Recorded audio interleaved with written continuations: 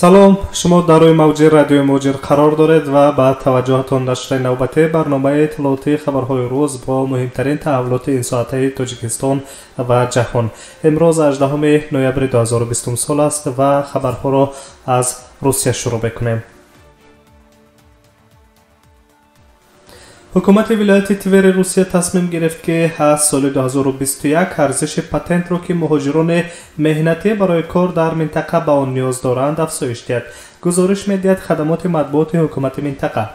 арзиши патент дар ҳудуди вилояти Твер аз 5327 рубли ҳозира дар соли 2021 ба 5805 рубл афзоиш меёбад.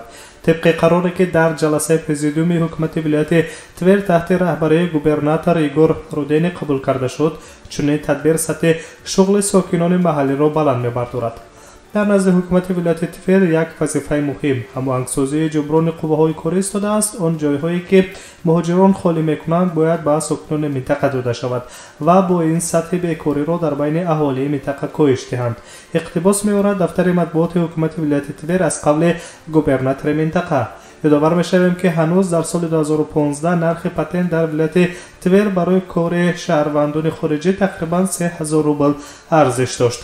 با قرار مقامات منطقوی ارزش آن تدریجاً افزایش یافت. علاوه بر این در سالهای اخیر محدودیت‌های استفاده قوه کاری خارجی در 33 نمود فعالیت اقتصادی نیز جاری کرده شدند. چاره‌های اندیشیده شده بیش از 9000 جایهای کاری را در منطقه‌ای که قبلا شهروندان خارجی در آنجا کار می‌کردند آزاد کردند. درست می‌شویم که ولایت تور در قطار 15 منطقه ترکیبی روسیه قرار دارد که سطح بیکاری در آن نسبت به دیگر منطقه‌ها کمتر است. در رده‌بندی عمومی روسیگی ولایت تور در مابین 85 منطقه روسیه از حساب تأمینات اهالی محلی با کار دائمی جای 11 را اشغال می‌کند. طبق پیشگویی‌های خدمات شغل منطقوی سال آینده در این ولایت تمایل بهبودی وضع بازار مهنت ادامه خواهد یافت.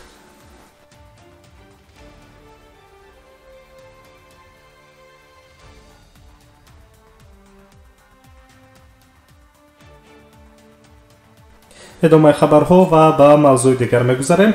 روسیه در برابر کوتاها برای تحصیل رایگان در دانشگاه‌های روسیه به شهروندان خارجی گرانت و استیپندیا فراهم می‌آورد. یوگنی پریماکوف رهبر اگنتی فدرالی کارهای اتحاد دولت‌های مستقل هموطنان برون مرزی و همکاری بین‌المللی بشردوستانه یعنی مقامات روس‌سوترودنیچستوا در این باره روز 17 نوامبر در یک کنفرانس آنلاین خبر داد. همزمان قید کرده شده است که شماره کوتاها برای تحصیل دانشجویان خارجی در دانشگاه‌های روسیه افزایش خواهد یافت. حالا برنامه برای 15000 جایهای بودجه پیش بینی شده است و تا سال 2024 این شماره 2 برابر زیاد خواهد شد. قسم این کوتا باید با حد اقل استیپندیا تامین کرده شود. آنگاه این مفید خواهد بود. این بیهوده صرف کردن پول بودجه نیست و این صدقه نیست. این چیزی است که البته نتیجه خود را خواهد داد، گفته است رهبر مقامات روس‌سوترودنیچستوا یوگنی پریماکوف. قید گردیده است که روس‌سوترودنیچستوا هدف‌های سیاسی به میان نمی‌آورد، اما باید به هموطنان خود در نگاه داشتن حقیقت خود کمک رسانیم. به ما وفاداری عادی سیاسی لازم است. دانشجویانی که در روسیه تحصیل کردند باید سفیران غیر رسمی حسن نیت نیک باشند. علاوه داشته است یوگنی پریماکوف. یادآور می‌شویم که نمایندگی نهاد روسیه در دوشنبه به مؤسسه‌های تعلیمی ولایت سوخت شهرهای ترسونزاده، کلاب و ناحیه فرخار در دایره برنامه فدرالی مقصدناک زبان روسی 11000 نسخه کتاب و وسایل تعلیمی و مؤسسه‌های تعلیمی نوبرگردیده تقسیم کردند.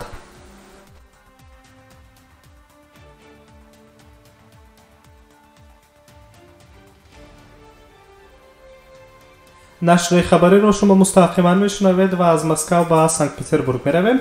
در شهر سنت پتربورگ 3 جوان بازداشت شدند که به 4 مهاجر تاجیکستانی حمله کردند. خبر میدهد دفتر مطبوعات ماموریت شهری کمیته تفتیشات. در این زمان مسئله جزا تعیین برای حمله‌وران را مفتشان بررسی دارند. کارمندان پلیس و مفتشان 3 نوروز سال تولدشان 2004 را دستگیر کردند. آنها در حمله ایبدار کرده میشوند. علاوه کرده میشود در خبر حمله به شهروندان تاجیکستان در سنت پتربورگ روز 22 اکتبر سال جاری رخ داده است. 4 مهاجر در این حمله به حیث جبر دیده شناخته میشوند. طبق اطلاع ریاست کمیته تفتیشاتی فدراسیون روسیه اوید به شهر سنت پتربورگ 3 جوان در نزد یکی از خانه‌ها در خیابان تراموایی به مهاجران تاجیک حمله کردند. هنگام حمله جنایتکاران از ظرف دارای گاز اشک‌آور استفاده کردند. نورسان شهروندان تاجیکستان را لطوکوب کرده از آنها مبلغ‌های مفت طلب کردند. از روی دلیل حادثه طبق طلبات قسم دوم ماده 162 کدکس جنایتی فدراسیون روسیه یعنی غارتگری پرونده جنایتی باز شده است. قبلا ماموران پلیس سنت پتربورگ 6 نفر را بازداشت کردند که در لطوکوب یک مهاجر گمانبر دانسته می‌شوند. خبر داده شده بود که دانشجویان کالج شهری اکاترینگراف به یک شهروند خارجی حمله کرده و را مورد لطوکوب قرار دادند. مقامات حفظ حقوق با ماده اوباشی در نسبت این دانشجویان نیز پرونده جنایتی آغاز کرده بود.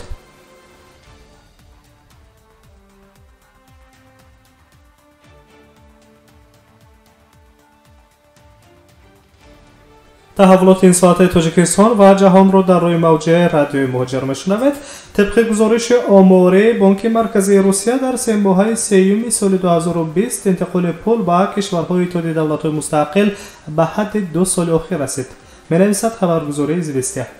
از ماه ایول تا سپتامبر سال 2020 از روسیه به بلاروسیا، قزاقستان، ارمنستان، آذربایجان، قرقیزستان، مولداوا، تاجیکستان و ازبکستان 1.9 میلیارد دلار فرستاده شده است.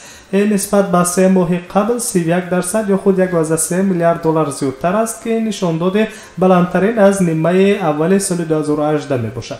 در 3 ماه سوم از روسیه به خارج در مجموع 12 میلیارد دلار فرستاده شده است که طبق سیستم های پرداخت های کانتاکت، وسترن یونین، زلاتای کرونا، یونیسترین و روسیان پست صورت گرفتند. کارشناسان میگویند که معیارهای بلند از سبب به تأخیر افتادن طلبات به انتقال ها وابسته‌اند، زیرا در 3 ماه دوم سال روان آنها با سبب به عمل آمدن دوره قرنطینه و همچنین با سبب مناقشه های سیاسی در بعضی از کشورهای همسایه به طور نظررس کاهش یافته بودند.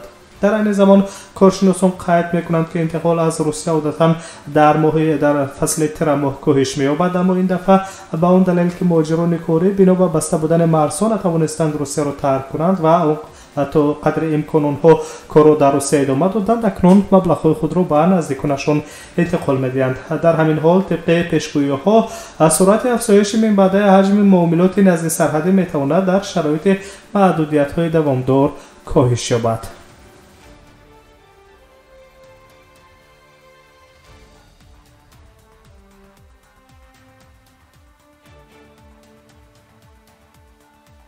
موضوع دیگر و در روسیه قرار میگیریم. لایحه قانونی که به پرزیدنت کنونی فدراسیون روسیه برای 2 مهلت نو انتخاب شدنش امکان پیشبری را میدهد به دومه دولتی روسیه پیشنهاد کرده شده است. مینویسد خبرگزاری ریگنیوم.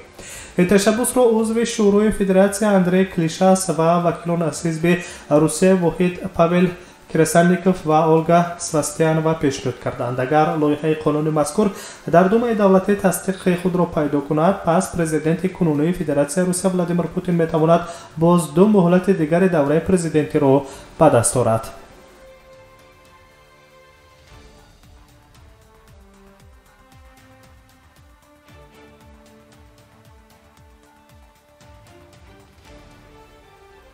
ادامه خبرها و از روسیه به ترکیه می رویم.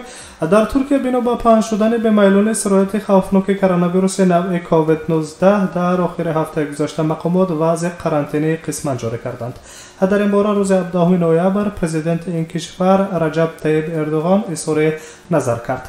با گفته پرزیدنت ترکیه رجب طیب اردوغان در روزهای استراحت با استثنای فاصله وقت از ساعت 10 روز تا 26 ساعت کمایندنتی جاری کرده می شود.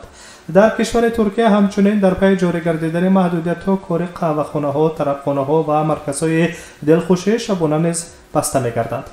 قدم دیگر مبارزه با پنهانشوی سرایت کووید 19 قرار بستن همه کینوتئاترها در ترکیه تا آخر سال است.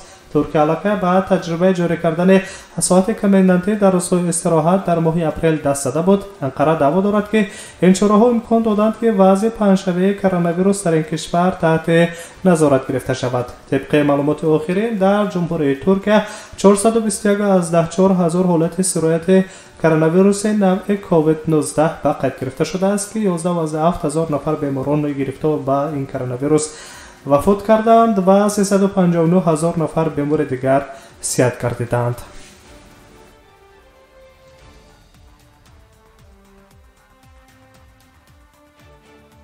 شما نشر خبری این ساعت‌های رادیو مهاجر رو مستقیما در روی موج رادیو شنیدید. سلامت باشید و در ساعت‌های بعدی ما شما رو با تحولات تازه تاجیکستان و جهان آشنا خواهیم ساخت.